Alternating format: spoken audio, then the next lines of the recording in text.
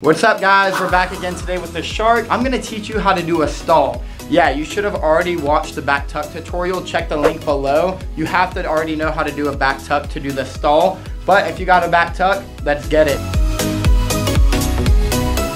The super cool thing about these are this is what gets you a perfect thumbnail for a flipping video. You'll go from 5 views to 50 views from this, or 50,000 to 500,000. This is the flip that you want to be able to do. So the first step, you're gonna jump just like you're reaching for that basketball goal, but pause. We're not reaching for a basketball goal. And this flip, you want to make sure you're completely laid out. You are parallel with the earth.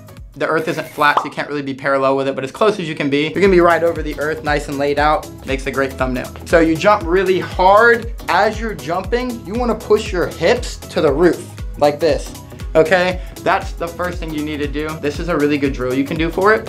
So this drill, you wanna make sure that you are completely laid out. You have your arms all the way above your head, and you just wanna push your hips nice and high off the earth. If you can push your hips off the earth like this, you know exactly what muscles you need to squeeze in order to do the stall. So what we're gonna do is we're gonna jump as high as we can, push our hips to the roof, squeeze our butt, and point our toes. Here we go.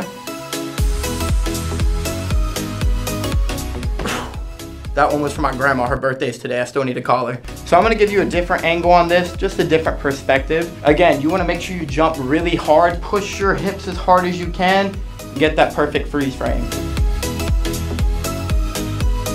You can land these pretty low sometimes. You really gotta pull your knees at the end. You'll be completely laid out to right here, and then you gotta straight up pull those feet underneath you so you don't land on your face. So again, before you try this, make sure you've checked out the back tuck or back flip tutorial. If you've checked that out, you already know how to do a flip, and all you're doing is dabbling with the different positions that you're holding in your flip.